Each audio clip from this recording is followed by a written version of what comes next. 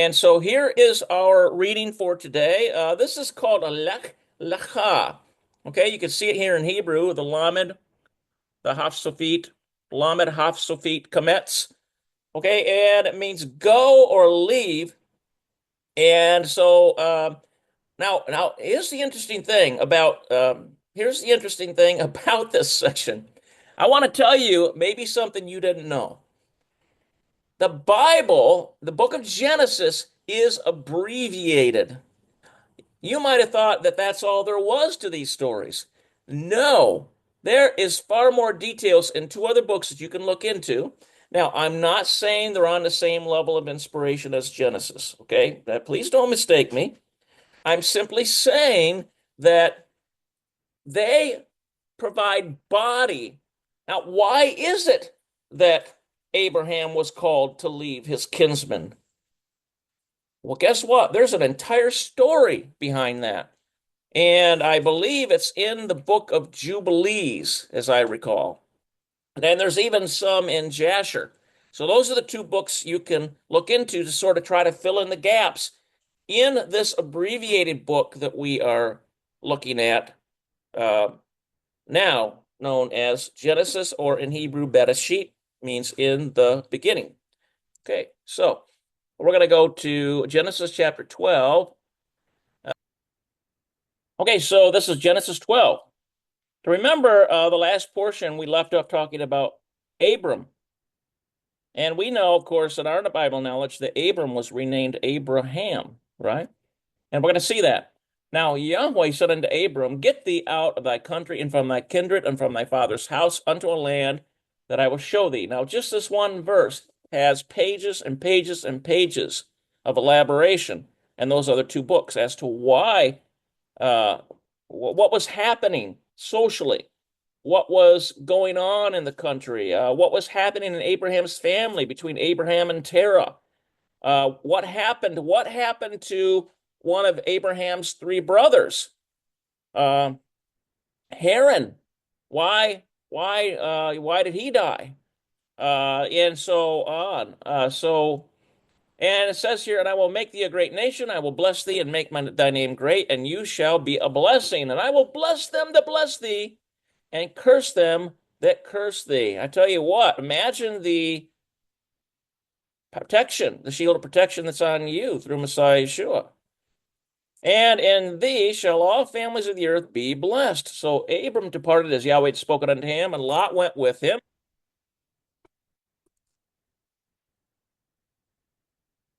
And Lot went with him. He was 75 years old when he departed out of Haran. And Abram took Sarai his wife, and Lot his brother's son, and all their substance that they had gathered, and the souls that they had gotten in Haran, and they went forth to go into the land of Canaan. Into the land of Canaan they came. And Abram passed the land into the place of, looks like Shechem, unto the plain of Moreh, and the Canaanite was there in the land. And Yahweh appeared unto Abram and said, Unto thy seed will I give this land, and there builded he an altar unto Yahweh. Now, this did not happen in a void, by the way. Abraham uh, had the entire, there is an entire story that talks about how did Abraham even connect with Yahweh. If you read these other stories, you'll realize Abraham was born into a highly adulterous nation, a highly adulterous family. And he was the only one that began to question these dumb idols, okay, in his father's house. And he began to go and stare up at the stars. I'm sort of giving you the cliff note here.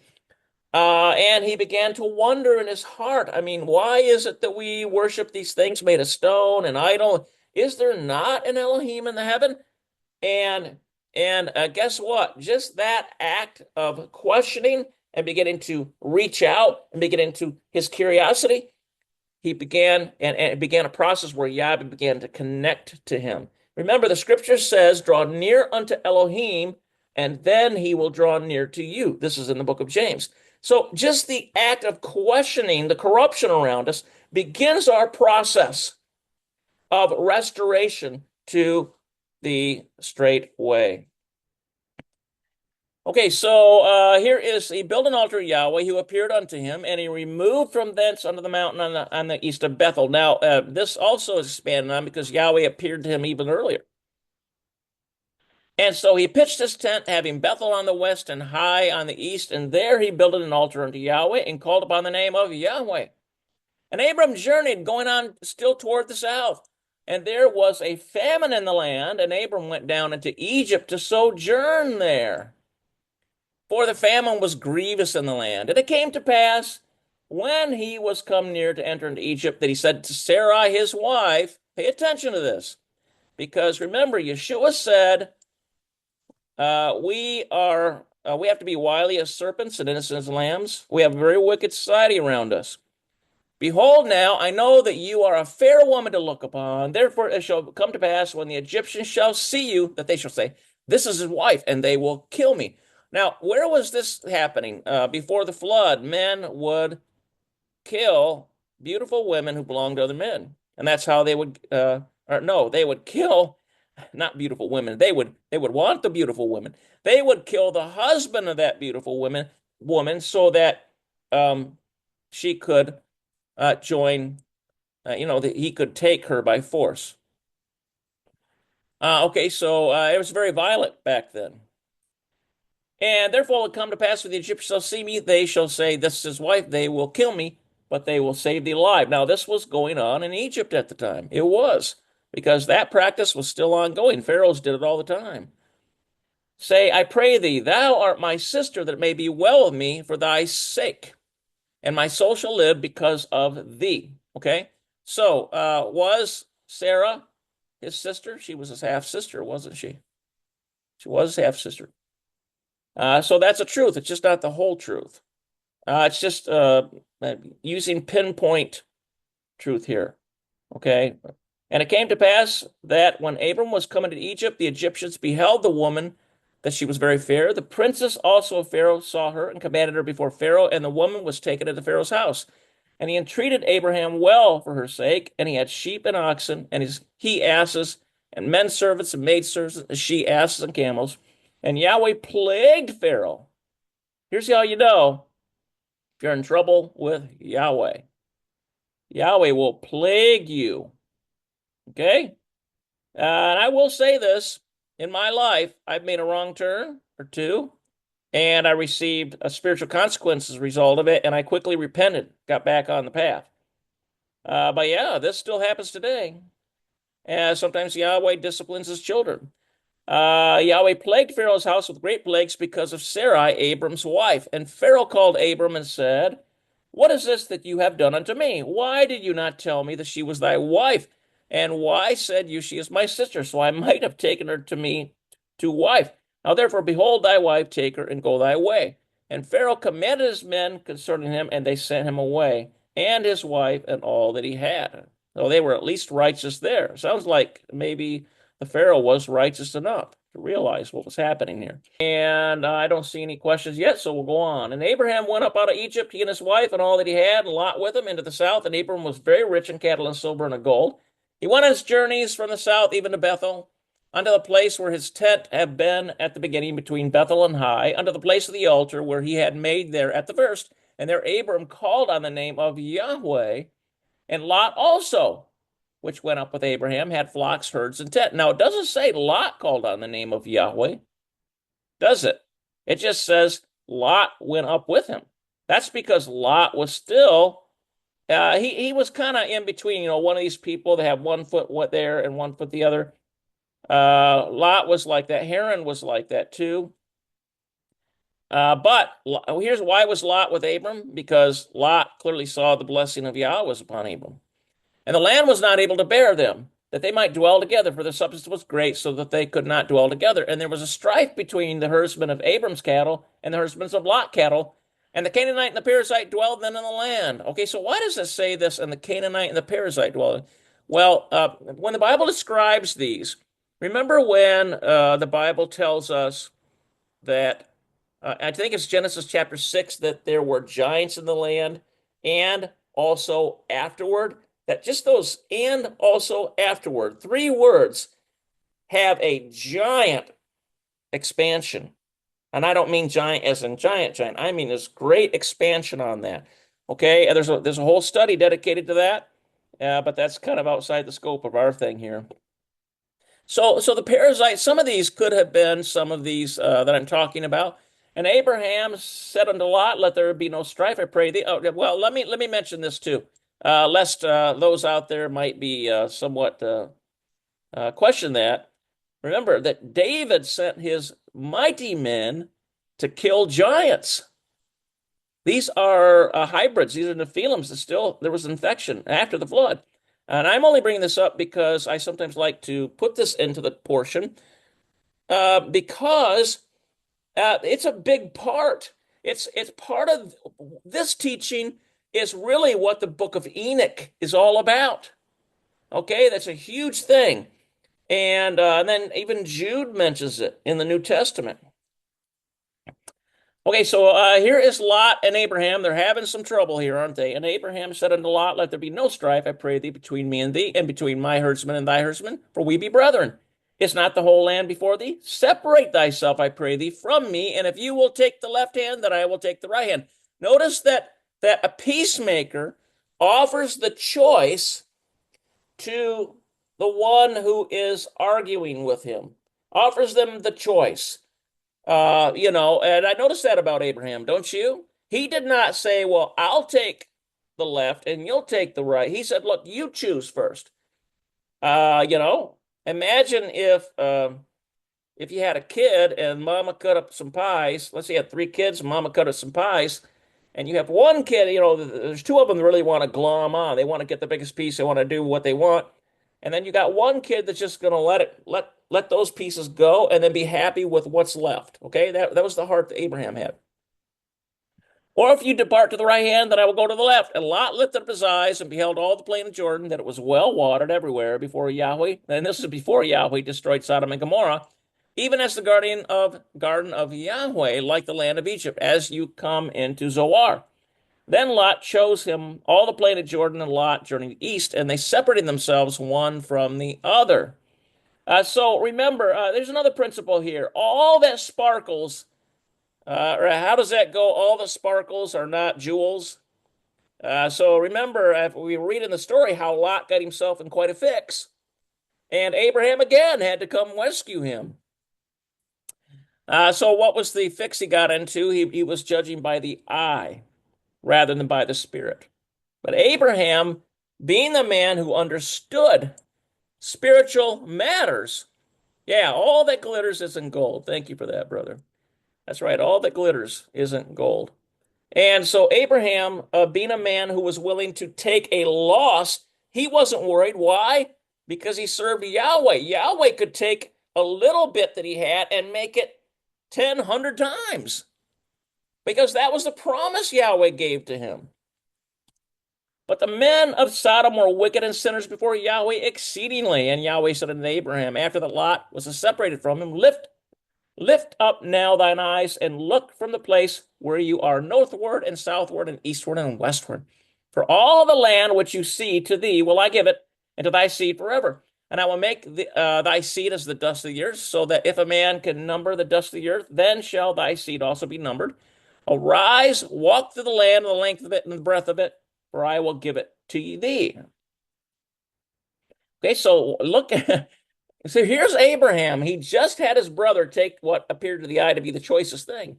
And Yahweh is reassuring him. Look, don't worry about that. I got you.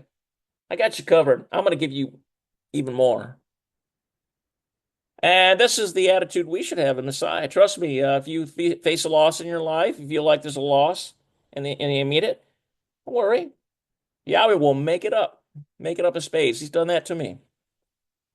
Arise, walk the land of the length of it and the breadth of it, for I will give it unto thee. Then Abraham moved his tent and came and dwelt in the plain of Mamre, which is in Hebron, and built there an altar unto Yahweh. Notice that after every event, after every visitation, and first there's a sacrifice, and then a visitation. What did Abraham sacrifice? Well, he had more power than Lot.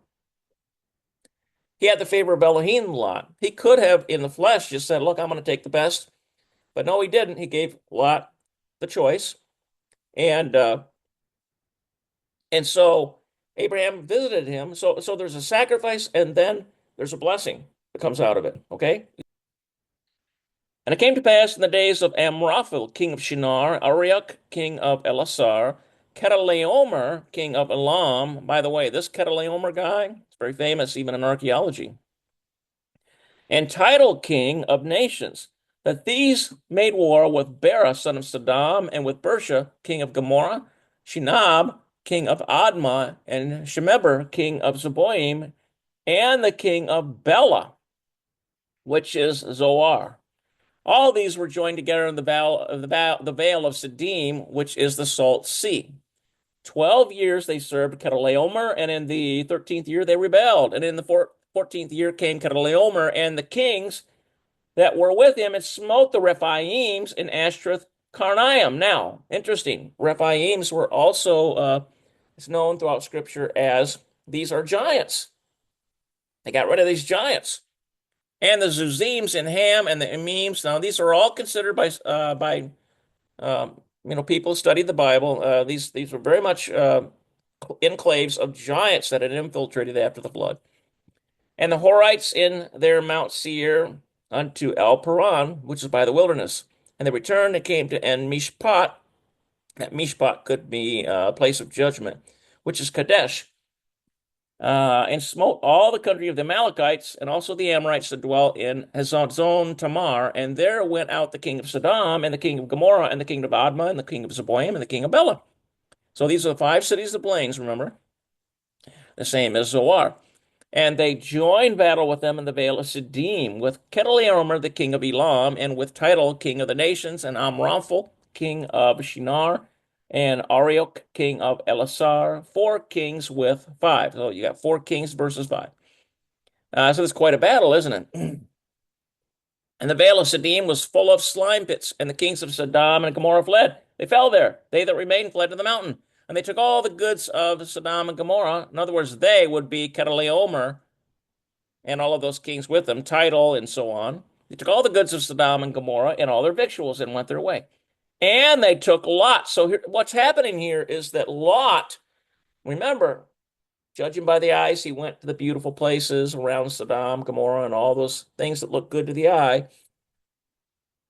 And he was living there with all his flocks. Well, he was in the middle of a big battle, and the winter just took him and everything he had. And they took Lot, Abram's brother's son, who dwelt in Sodom, and his goods, and departed. And there came one that had escaped and told Abram the Hebrew, for he dwelt in the plain of Mamre, the Amorite, brother of Eshcol, and brother of Aner. And these were confederate with Abram. And when Abram heard that his brother was taken captive, he armed his trained servants, born in his own house, 318, and pursued them unto Dan. And he divided himself against them, he and his servants, by night, and smote them, and pursued them unto Hobah, which is on the left hand of Damascus.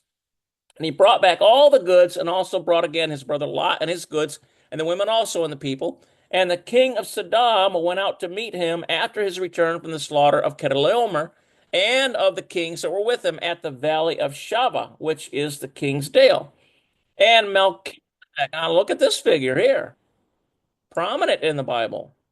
And Melchizedek, king of Salem, which, by the way, Melchizedek comes from Melech, king, and Zadik, righteousness. So this is king of righteousness, brought forth bread and wine, and he was the priest of El Elyon. Now, some have surmised that this Melchizedek is Shem, that Shem was still alive. And the book of Jubilees sort of elaborates on this, that Abraham made a trip to Shem and learned of the true Elohim, which was Yahweh. Because remember, Shem had remained faithful to Yahweh. He had learned from his father Noah. Okay?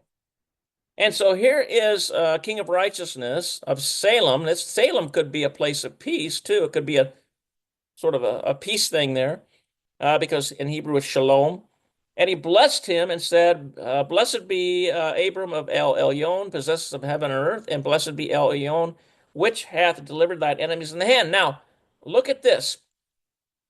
Abraham, in this process, Abraham had to submit his flesh to the hope of what was offered to him in the spirit, even though his eyes could not see it. See, he had done this several times, and after each time he passed the test, each time he passed the test, uh, I mean, he's putting his life on the line here. Abraham was just a minuscule band of men with his men compared to these mighty armies. And yet he was able to, yeah, we'll find later that he was able to rescue his uh, brother's son, Lot.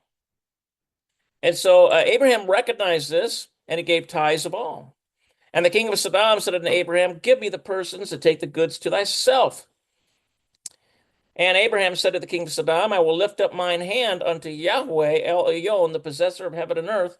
Then I will not take from a thread even to a shoe latchet, and I will not take anything that is thine, lest thou shouldst say, I have made Abraham rich, save only that which the young men have eaten, and the portion of the men which went with me, Aner, Eshcol, and Mamre. Let them take their portion in this chapter. So after these things, the word of Yahweh came to Abraham in a vision, saying, fear not, Abraham, I am thy shield, and thy exceedingly great reward. Now, pay attention to this here. This is the character of Yahweh. And this is spoken of in the book of James. You know, a lot of people could get things in their life if they only made petition for them, prayed for them, had an active prayer life, if they strived to serve Yahweh with a whole heart. They don't get them because they don't ask. James says this. Here's Abraham. He's connected with Elohim. He's making petition. And Yahweh says to him, I am thy shield and thy exceedingly great reward. And Abraham said, sovereign Yahweh, what will you give me, seeing I go childless? And the steward of my house is this Eliezer of Damascus.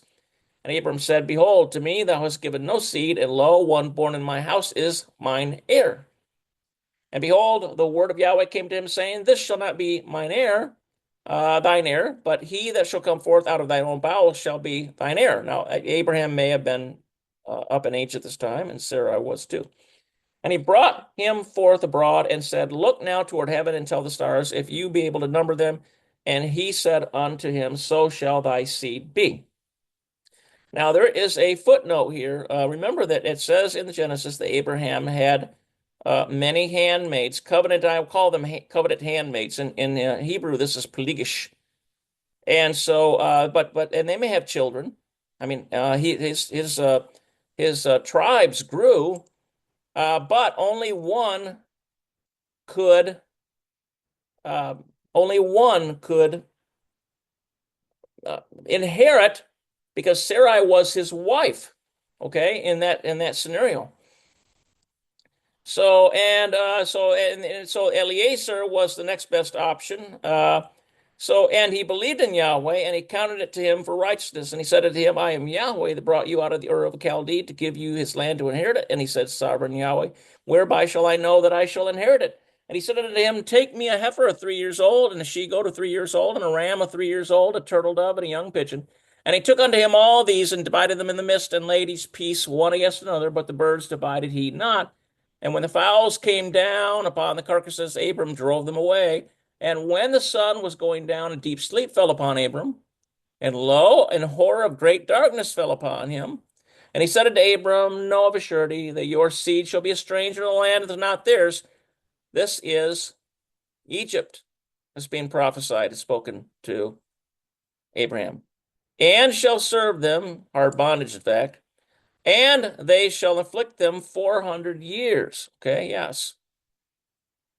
Now, this is not according to some groups are out there who say that this was a transatlantic slave trade. I don't believe that because when you count from the time Abraham is given this promise, he was already among foreign nations, and that pressure got progressively great. And if you count, scholars have done this, figure out how long, Jacob gone into Egypt.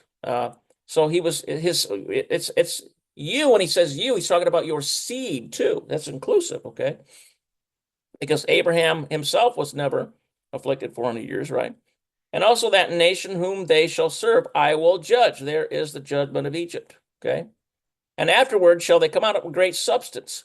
And you shall go to thy fathers in peace. You shall be buried in good old age. But in the fourth generation they shall come hither again, for the iniquity of the Amorites is not yet full. So How do we know the timing of Yahweh a lot of times? Well, how wicked. Okay, so it's like you ever heard ripe for judgment? Okay. Okay, so, but in the fourth generation they shall come hither again, for the iniquity of the Amorites is not yet full. And it came to pass that when the sun went down and it was dark, behold, a smoking furnace and a burning lamp that passed between those pieces. And the same day Yahweh made a covenant with Abraham, saying, Unto thy seed have I given this land, for the river of Egypt and the great river, the river Euphrates. Now, this is expanded Israel. Is this realized now? No, it's not expanded right now. So we have a great inheritance waiting for us. It's not just that little that little piece of real estate. That's sort of out of the scope of this. But and he says the Kenizzites and the Kadmonites and the Hittites, the Perizzites, and the Rephaims. Now this is referred to these hybrid giants, and the Amorites, the Canaanites, and the Girgashites, and the Jebusites. So we look at this here. Okay, so we had a scripture, a question here. We're on Genesis 16. Let me find this. Look this up. This is in Genesis chapter 25, verse 5 to 6. Okay, now the Hebrew word is pligashot, and it's basically like a covenanted handmaid, essentially, is what she is. Okay, so remember there was a handmaid to Leah and a handmaid to Rachel, and Jacob covenanted with both. Okay, so and they had children, and that's how we get the 12 tribes of Israel. Okay, so read that. Let me read here for you guys. Genesis 25, 5, 6. But unto the sons of the concubines, or Plegashot, which Abraham had, Abraham gave gifts and sent them away from Isaac his son while he yet lived eastward and into the east country. So, okay.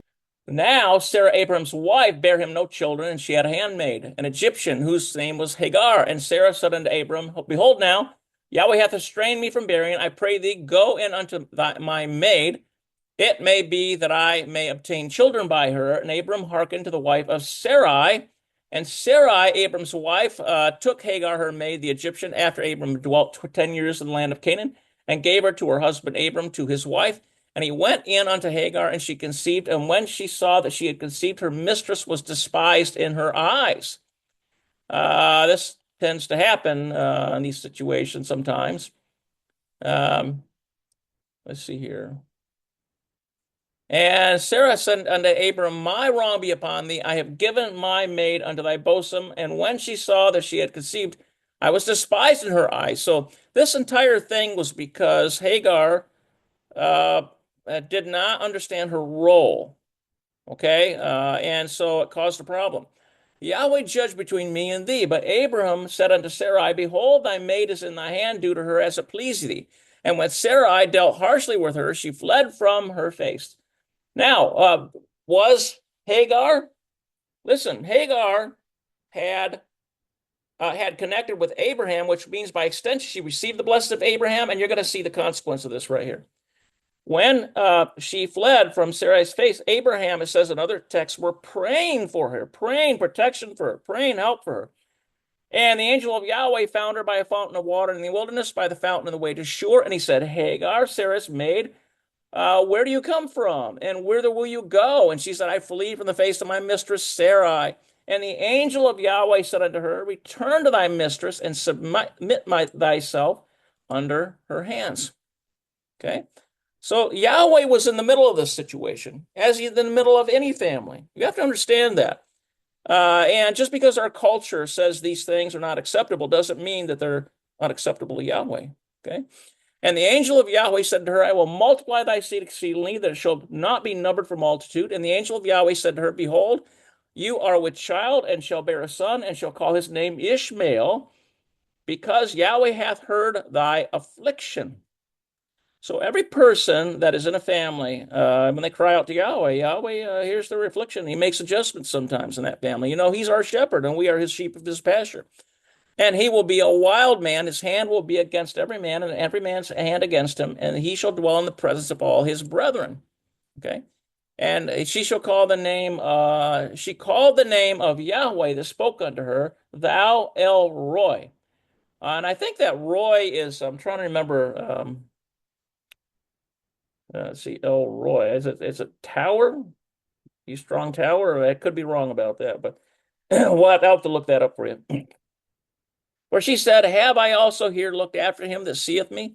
Wherefore the well was called Beer-lahai-roi. Behold, it is between Kadesh and Bered. And Hagar bore Abraham a son, and Abraham called his name, which Hagar bare, Ishmael. Okay. And Abram was 60 years old when Hagar bare Ishmael to Abraham. Okay, let's see here. Shepherd. Yeah, you're right. You're right there, brother. Shepherd. It is. I remember now. Roy is shepherd. My shepherd. Okay. Okay. Roy is okay. Oh, okay. Well, that could be. Is to see. I'd have to look in the Hebrew to see what that is. Okay.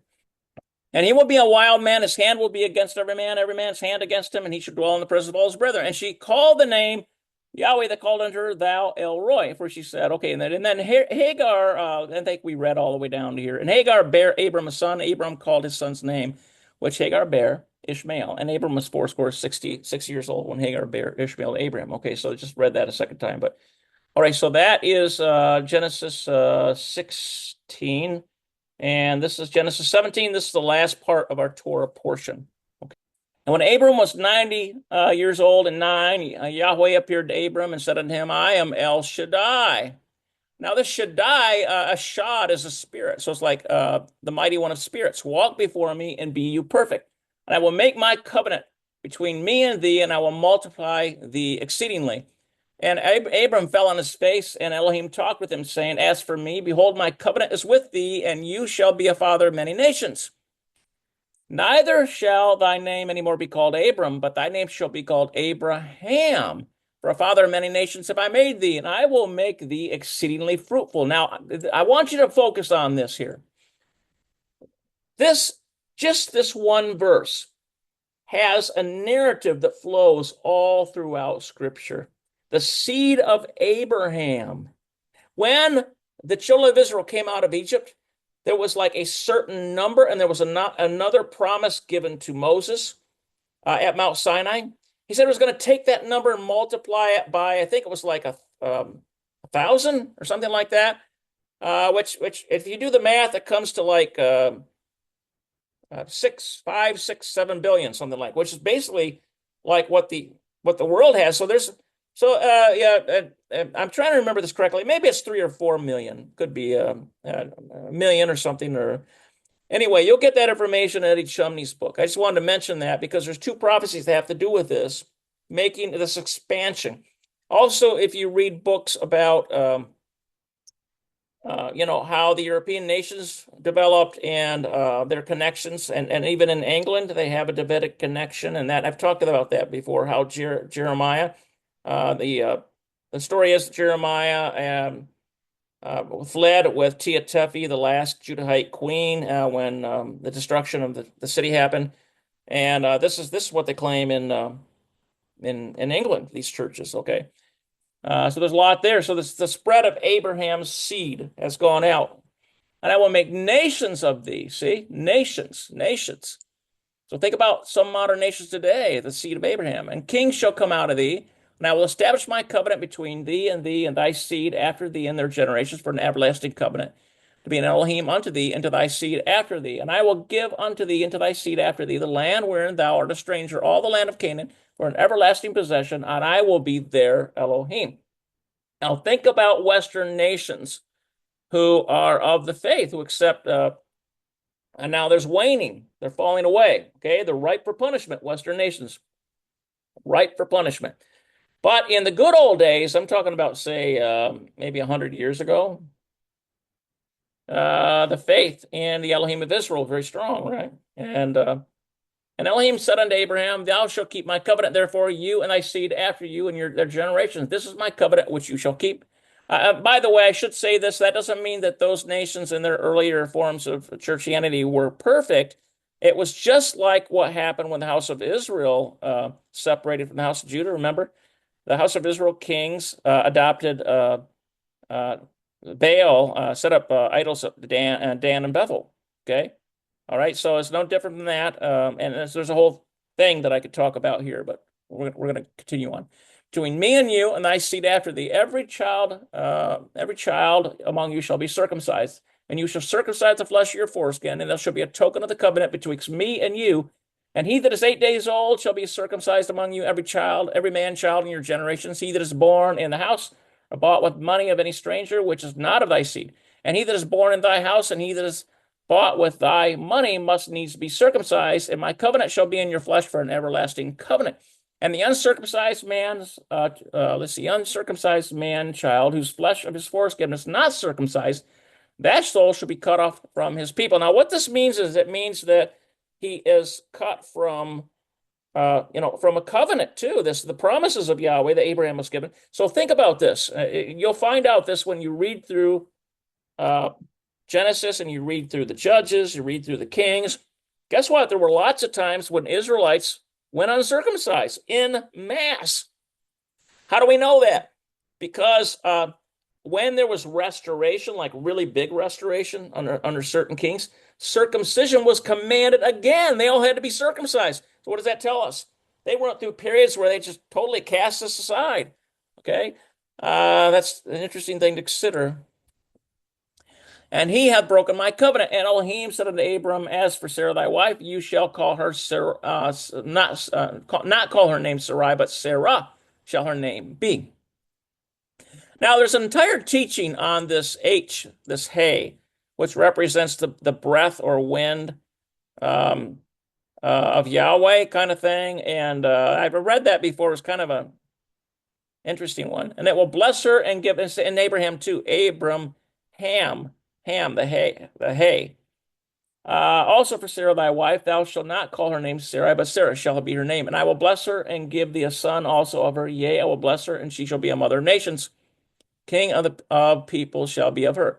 Then Abraham fell on his face and laughed and said in his heart, shall a child be born unto him that is 100 years old?